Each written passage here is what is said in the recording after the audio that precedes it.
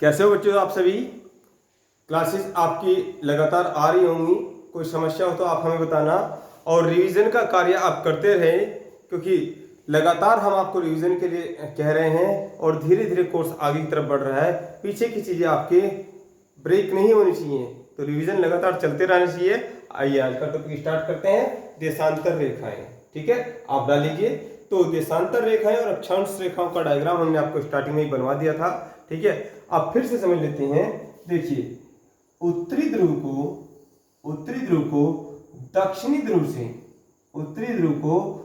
ध्रुव से मिलाने वाली लंबवत रेखाओं को क्या कहते हैं? देशांतर रेखा कहते हैं। क्या कहते हैं?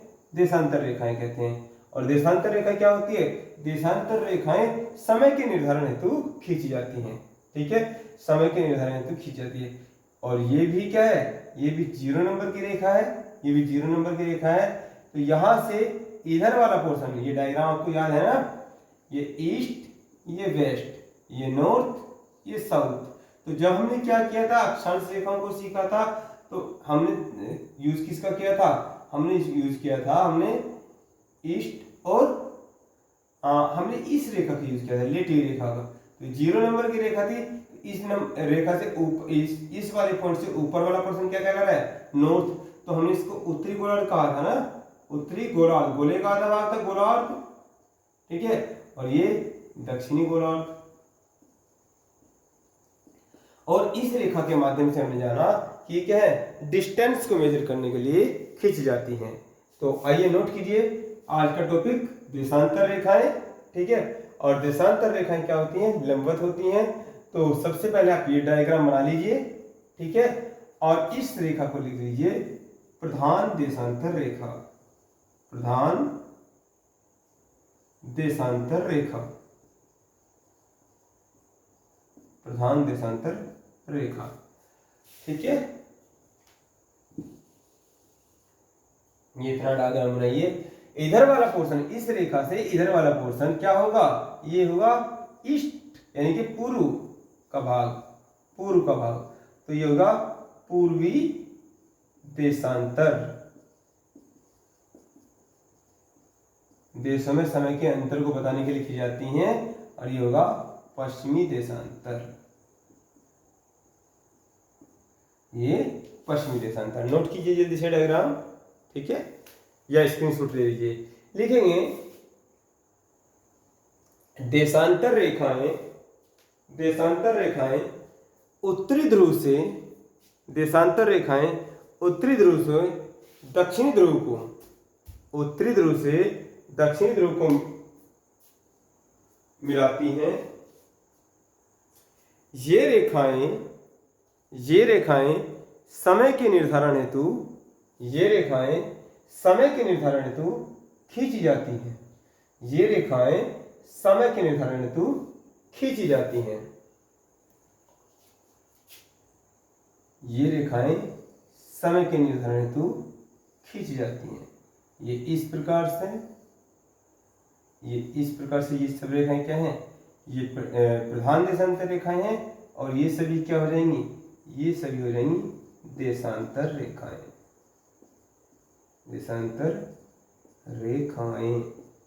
ठीक है, जल्दी से नोट कीजिए।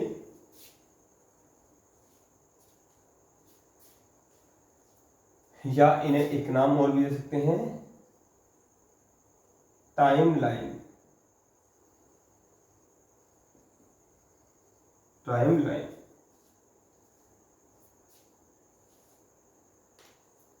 ठीक है, अब इसमें नीचे लिखेंगे नोट। लिखेंगे अक्षांश रेखाओं, नोट नंबर 1। अक्षांश रेखाओं की भांति देशांतर रेखाओं के मध्य की दूरी समान नहीं होती है, कोमा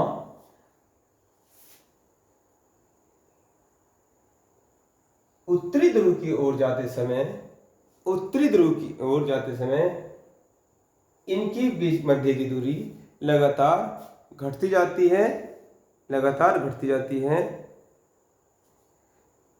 यदि दक्षिणी ध्रुव की ओर जाते हैं तो भी इनकी दूरी, इनके मध्य की दूरी लगातार घटती जाती है। परंतु परंतु भूमध्य रेखा पर, भूमध्य रेखा पर, ये 0 डिग्री की रेखा, भूमध्य रेखा पर इनके बीच की दूरी 111.32 किलोमीटर होती है, 32 किलोमीटर होती है। ठीक है, नेक्स्ट पॉइंट, नोट में ही नेक्स्ट पॉइंट लिखेंगे।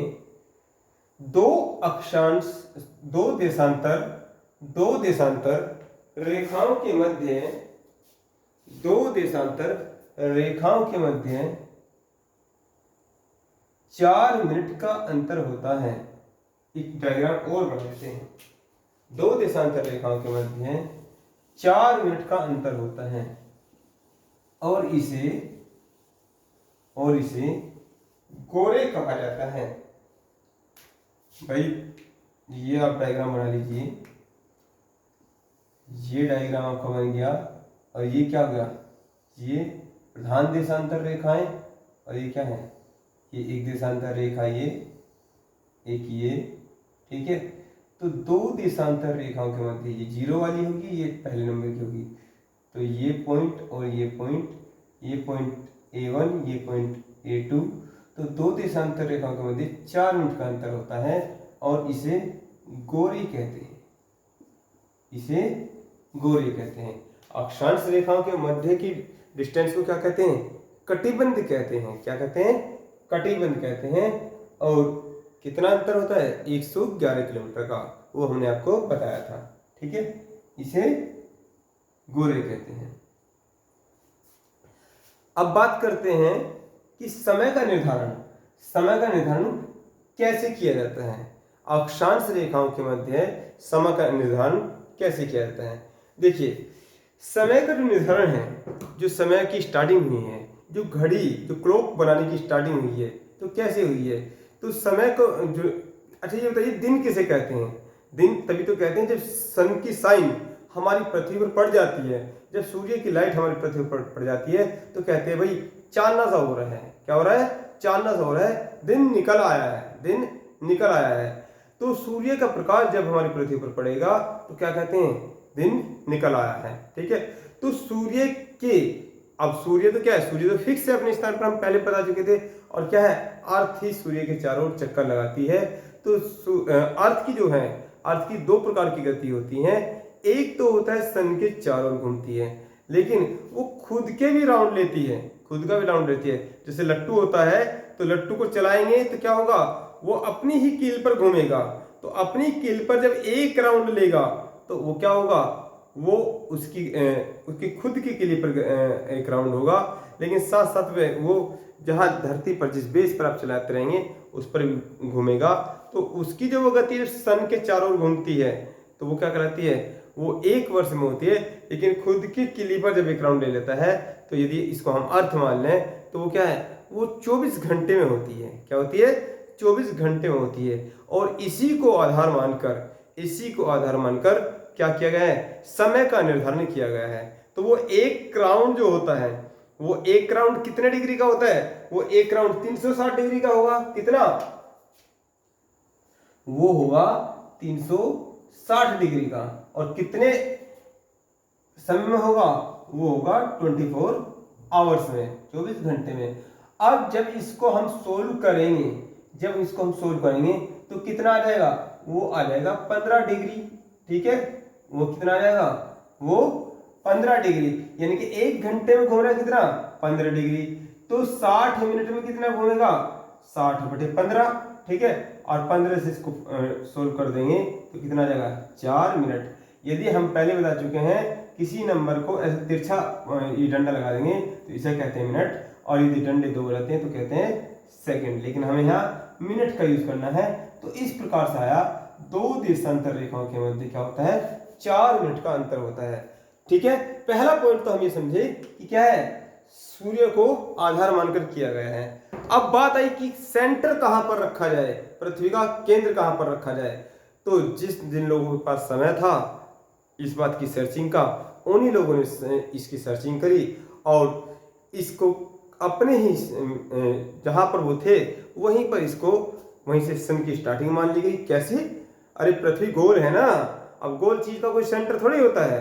अब गोल चीज का सेंटर जैसे सपोज करो अभी मेरे पास है नहीं इस समय, जैसे गेंद है, आपने देखोगे प्लास्टिक की गेंद, उस पर लाल धारी होती है, सफेद धारी होती है, लाल धारी होती है, सफेद धारी होती है। तो जब एक राउंड हो जाएगा लाल सफेद, तो जब पूरा राउंड हो जाएगा तो क्या है, पूरा 360 डिग्री का एंगल बन जाएगा। ठीक है, 360। अब उसमें बीच की रेखा कौन सी हो, कौन सी रेखा को हम 0 नंबर की रेखा मान लें, कौन सी रेखा को पहले नंबर की रेखा मान लें। अरे तो जिस पर आप उंगली रख दोगे वही पहले नंबर की रेखा हो जाएगी, जिस पर आप उंगली रख दोगे वही क्या हो जाएगी, पहले नंबर की रेखा हो जाएगी। गोल चीज का कोई केंद्र थोड़ी होता है, गोल चीज का कोई केंद्र थोड़ी होता है। जहां से आप खड़े हो जाते हो लाइन वहीं से क्या होती है, स्टार्ट हो जाती है। अमिताभ बच्चन का डायलॉग नहीं सुना है? तो ठीक है, गोल चीज का केंद्र कुछ नहीं होता, गोल चीज का तो जहां भी आप कह दोगे वहीं से स्टार्टिंग हो जाती है। तो इस बात का निर्धारण किया है, तो इस बात का निर्धारण समझ संसार में भाई पैसे वाले लोग कौन थे, जिसने सभी देशों पर क्या है, राज किया, उनके पास पैसा था, तो वही सर्चिंग कर रहे थे। तो इंग्लैंड में एक जगह पड़ती है कौन सी, ग्रीनविच। समझ संसार में एक जगह पड़ती है इंग्लैंड में, ग्रीनविच। ठीक है, तो ग्रीनविच से ही क्या है, ये जो रेखा है 0 नंबर की रेखा मानी गई, तो इसलिए इसको ग्रीनविच रेखा भी कहते हैं। ग्रीनविच रेखा, ये जो प्रधान देशांतर रेखा है इसको क्या बोलते हैं, ग्रीनविच रेखा भी बोलते हैं। तो ये कहाँ पर है, ये लंदन में है, ये जगह कहाँ पर है, लंदन में है। तो जब समय का निर्धारण कर रहे थे सूर्य को आधार मानकर, तो लंदन वालों ने किया, इसलिए वहीं पर ग्रीनविच वो जगह थी, वेधशाला जहां पर इन्होंने बना रखी थी, तो वहीं पर क्या है, वहीं से समय का निर्धारण किया। और इसको जीएमटी लाइन भी बोलते हैं, जीएमटी लाइन भी बोलते हैं, या प्रधान देशांतर रेखा भी बोलते हैं, प्रधान देशांतर रेखा भी बोलते हैं।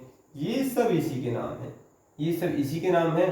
तो अब इससे आगे का समय क्या होगा, इससे यदि हम इधर करेंगे तो इधर राउंड लेंगे, ये अब ये क्या है, ये इस तरीके से चलता चल जाएगा, और दो देशांतर रेखाओं के मध्य क्या होगा, वो होगा 4 मिनट का अंतर होगा। ठीक है, इस तरीके से पूरा राउंड ले लेंगे तो क्या होगा, 360 डिग्री हो जाएगा। तो इसी को आधार मान के, इसी के आधार मान के समय का निर्धारण किया गया है। ठीक है, अब बात करते हैं, समय का निर्धारण तो चलो हो गया, लेकिन जैसे जैसे यदि हम बात करेंगे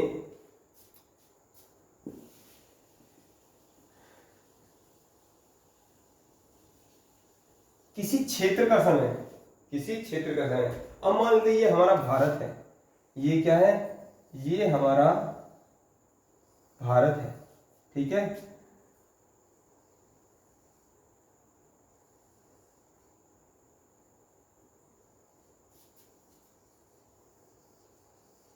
ये हमारा भारत है। तो यहां पर जो सन की एंट्री होती है तो वो कहां से होती है, वो इधर से होती है। तो यहां से ऐसे ऐसे जब आएगा तो एक देशांतर रेखा को जब क्रॉस करेगा तो 4 मिनट, फिर 4 मिनट, फिर 4 मिनट।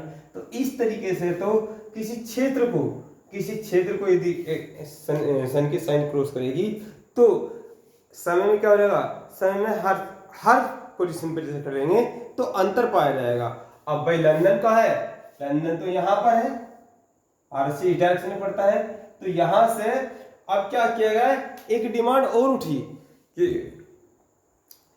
किसी क्षेत्र में एक समय पर पूरे एक ही समय होना चाहिए।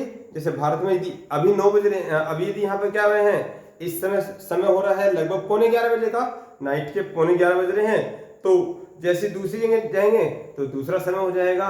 तो इस बात से बचने के लिए हर क्षेत्र का मानक समय भी निकाला गया। तो अगला टॉपिक देखेंगे आप, अगला लिखेंगे मानक समय रेखा, अगला टॉपिक लिखेंगे मानक समय रेखा। अच्छा एक बात लिखिए पहले आप, इसमें एक टॉपिक लिखिए आपने देशांतर रेखाओं को तो समझा, लेकिन मानक समय रेखाओं को समझने से पहले क्या करना पड़ेगा आपको, अपने भारत की या डालेंगे मुख्य, एक तो भी डालेंगे मुख्य देशांतर रेखा, मुख्य देशांतर रेखा। तो मुख्य देशांतर रेखा कौन सी है भाई? यदि मुख्य देशांतर रेखाओं की हम बात करेंगे तो ये तो आपने जान लिया, ये 0 नंबर की रेखा है, एक तो यही मुख्य देशांतर रेखा होगी जो मेन जो एग्जाम में आने वाली है। लेकिन यदि हम भारत के परिप्रेक्ष्य में बात करें, हम भारत का कोई एग्जाम देना है तो भारत में देशांतर रेखाओं की स्थिति क्या है, ठीक है। तो यदि ये हम मान लें ये 0 डिग्री है, ये 0 डिग्री है, तो ये वाली ये जो कंडीशन है, यदि हम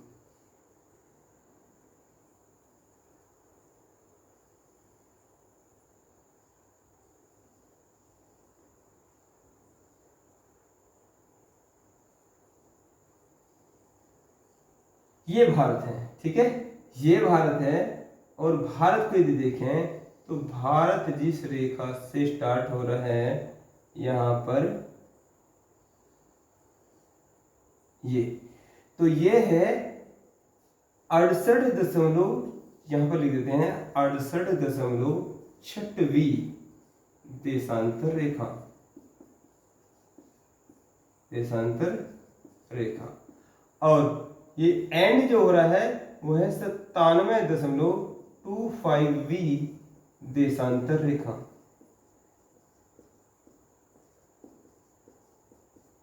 ठीक है, 97.25वीं देशांतर रेखा है। तो मुख्य देशांतर रेखाओं में जिन देशांतर रेखाओं को आपको याद रखना है वो कौन सी है? वो है एक तो ये 0 नंबर की देशांतर रेखा, ठीक है, और ये की 68.6वीं देशांतर रेखा और 97.25वीं देशांतर रेखा। और एक देशांतर रेखा और है, कौन सी है? 180वीं देशांतर रेखा। वो कहाँ होगी? वो ठीक इसके पीछे होगी। अरे 0 डिग्री आपने यहां से माना है तो 1 2 3 4 5 और जैसे ही इसके ठीक पीछे आएगी तो आधा गोला पूरा हो जाएगा, तो 180वीं देशांतर रेखा, ठीक है। तो 180वीं देशांतर रेखा उसे हम समझेंगे बाद में, उसको अंतरराष्ट्रीय तिथि रेखा के नाम से जानते हैं। तो पहले इस चित्र को नोट कर लीजिए और टॉपिक डाल लीजिए मुख्य देशांतर रेखाएं, मुख्य देशांतर रेखाएं ओब्लिक करके डालेंगे, ओब्लिक करके देशांतर रेखाओं के मध्य भारत की स्थिति, देशांतर रेखाओं के मध्य भारत की स्थिति। और ये डायग्राम आप बना लीजिए, ये डायग्राम जल्दी से बनाइए।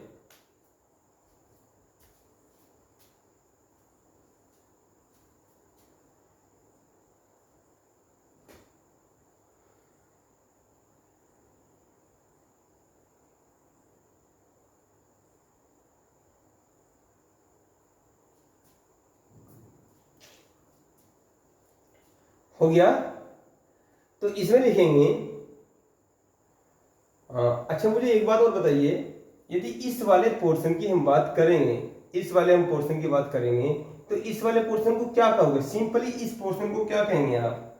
यदि हम अक्षांश रेखाओं के हिसाब से और देशांतर रेखाओं के हिसाब से देखें तो इस वाले पोर्शन को क्या कहेंगे, ठीक है, और इस वाले पोर्शन को क्या कहेंगे, ठीक है। और यदि हम बात करेंगे आपका ये वाला पोर्शन क्या होगा और ये वाला पोर्शन क्या होगा, इतना तो आपने बता दिया। इधर वाला पोर्शन पश्चिमी देशांतर है, इधर पूर्वी, इधर पश्चिमी देशांतर है, इधर पूर्वी देशांतर है, ऊपर का उत्तरी गोलार्ध है, ये दक्षिणी गोलार्ध है।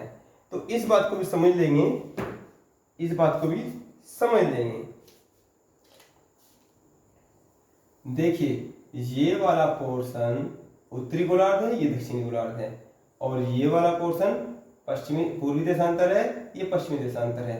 तो इसे कहेंगे, इस वाले पोर्शन को उत्तरी गोलार्ध पश्चिमी देशांतर, ठीक है। तो ये वाला क्या हो जाएगा?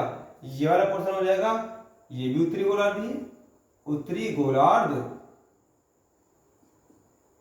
और क्या हो जाएगा, देशांतर कौन सा है, ये पूर्वी, उत्तरी गोलार्ध, उत्तरी गोलार्ध और पूर्वी देशांतर, ये हो जाएगा उत्तरी गोलार्ध पश्चिमी देशांतर।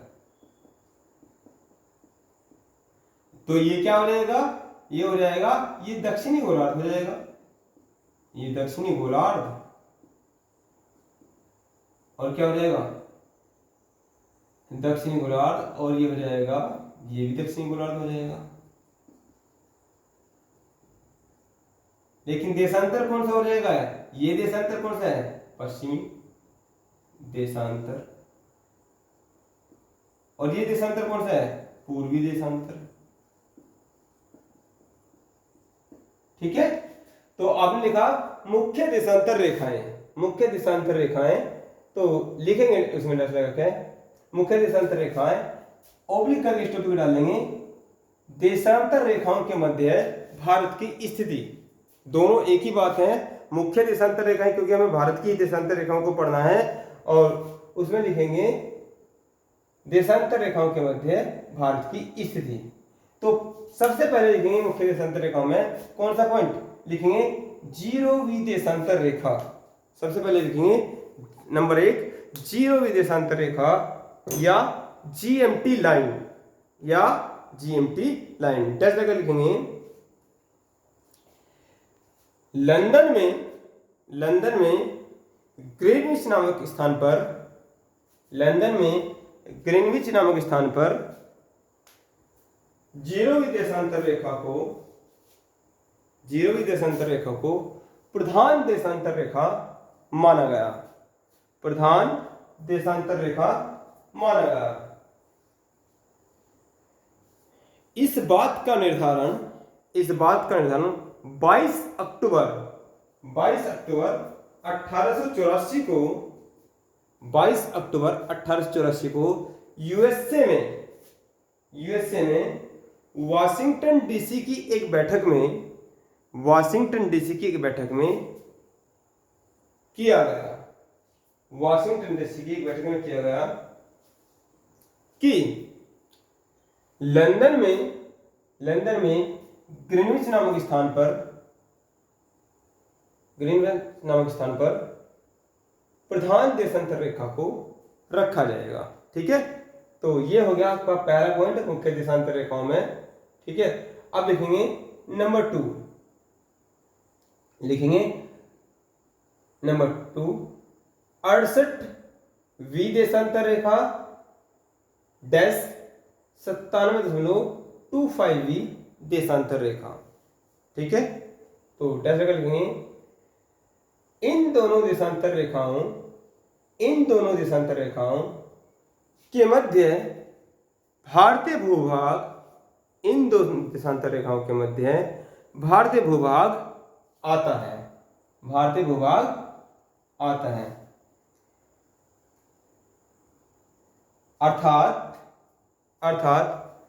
भारतीय भूभाग की स्थिति देशांतर रेखाओं के परिप्रेक्ष्य में, अर्थात भारतीय भूभाग की स्थिति देशांतर रेखाओं के परिप्रेक्ष्य में पूर्वी देशांतर में आती है, पूर्वी देशांतर में आती है। ठीक है, नीचे लिखेंगे नोट, यदि नीचे लिखेंगे नोट, डैश लगा लिखेंगे, यदि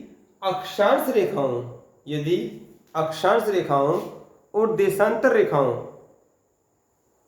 दोनों के लिहाज से भारत की स्थिति को आंका जाए, तो भारतीय भूभाग उत्तरी गोलार्ध पूर्वी देशांतर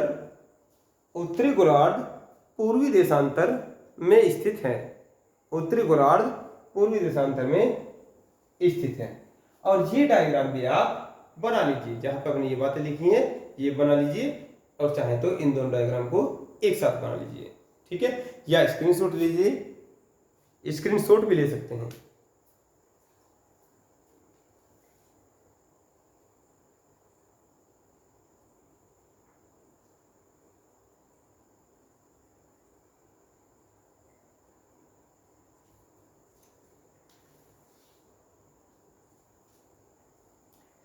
जल्दी से कीजिए।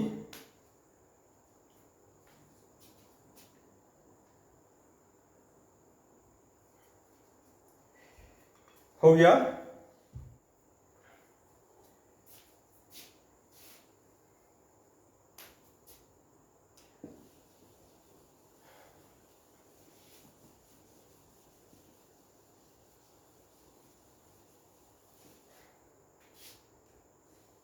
एक ये डायग्राम बनाएंगे और टॉपिक लिखेंगे ग्रिड।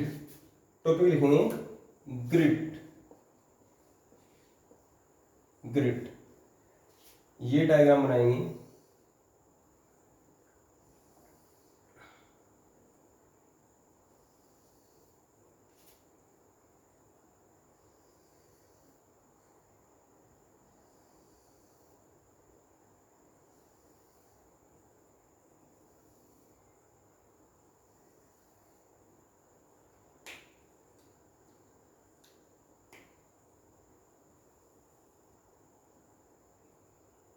ये 0 नंबर, ये देशांतर रेखाएं,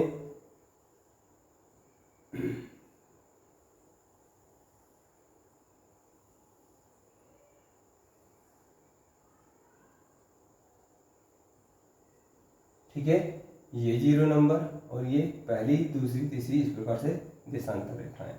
तो बीच में जो ये चौकोर पोर्शन है, बीच में जो ये चौकोर पोर्शन है जिसको मैंने रेड मार्कर से फिल कर दिया है, ये वाला पोर्शन, ठीक है, तो ये पोर्शन कहलाता है ग्रिड। यूपीएससी 2014 में ये क्वेश्चन आया हुआ है। तो लिखेंगे टॉपिक ग्रिड, ये डायग्राम बना लेंगे। तो लिखेंगे डैश लगा के अक्षांश व देशांतर रेखाओं, अक्षांश व देशांतर रेखाओं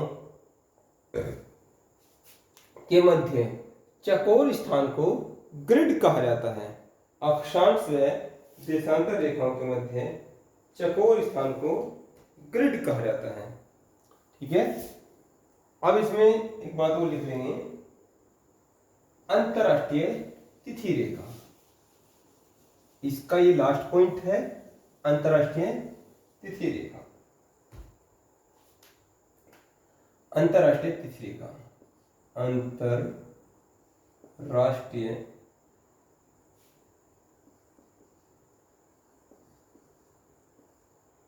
तिथि रेखा, इंटरनेशनल डेडलाइन। इंटरनेशनल, देखिए ये क्या है, ये 0वीं देशांतर रेखा है और इसके ठीक पीछे, इसके ठीक पीछे जो लाइन है उसको सीधी नहीं बनाया गया है, उसको क्या कहेगा, 8 जगह से मोड़ कर बनाया गया है, ठीक है। तो ये क्या है, जिससे जो स्थलीय भाग है और जो समुद्र वाला भाग है उसमें कोई डेट में दिक्कत ना आए, ठीक है। टॉपिक लिखेंगे इंटरनेशनल डेडलाइन, ठीक है, इंटरनेशनल डेडलाइन। तो लिखेंगे कैसे करके,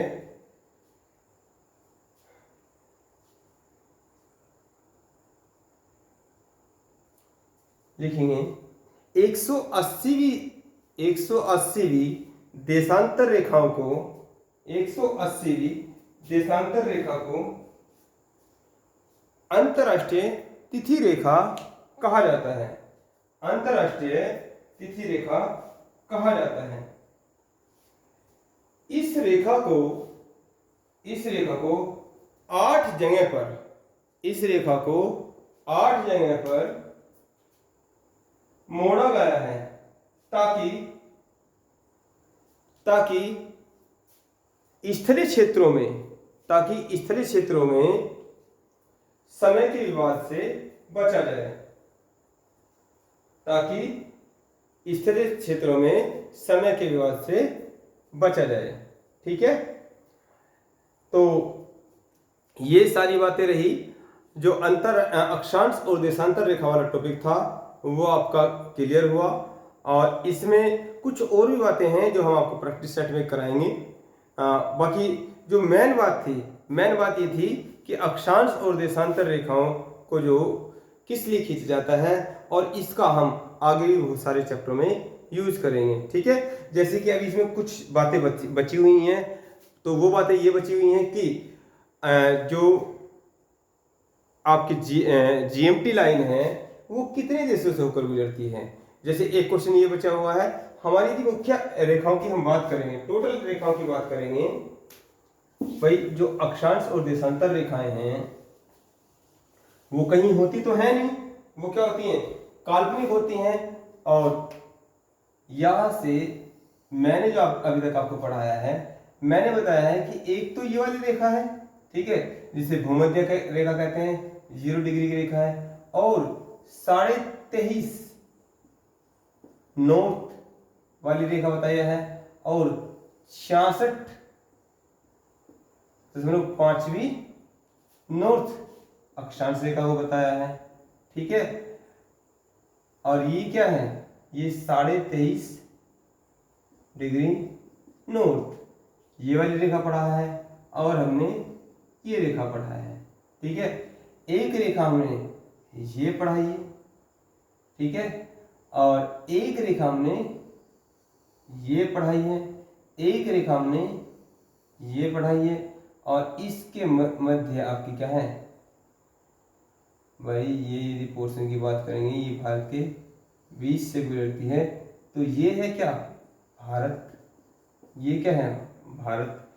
तो क्वेश्चन ये भी आता है कि बताइए कर्क रेखा भारत में किन किन राज्यों से होकर गुजरती है, कर्क रेखा संसार में किन किन राज्यों से होकर गुजरती है, विषुवत रेखा संसार में किन किन राज्यों से होकर गुजरती है, मकर रेखा संसार में कहां से होकर, किन किन महाद्वीपों से होकर गुजरती है।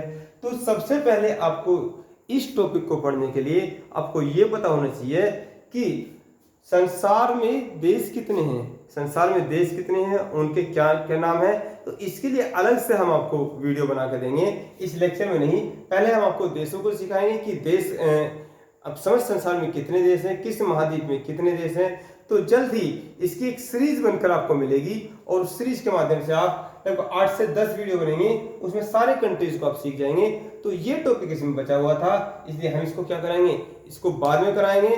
फिलहाल ये चैप्टर आपका समाप्त होता है, ये चैप्टर समाप्त होता है, और कल मैं इसका आपको एक रिवीजन वीडियो दे दूंगा, जिसमें आपका कंप्लीट जितना भी आपने अक्षांश और देशांतर रेखाओं से संबंधित बातें हुई हैं वो सारी आपके रिवाइज हो जाएंगी 10 से 15 मिनट में। ठीक है, तो आज यहीं पे लेक्चर को समाप्त करते हैं। धन्यवाद।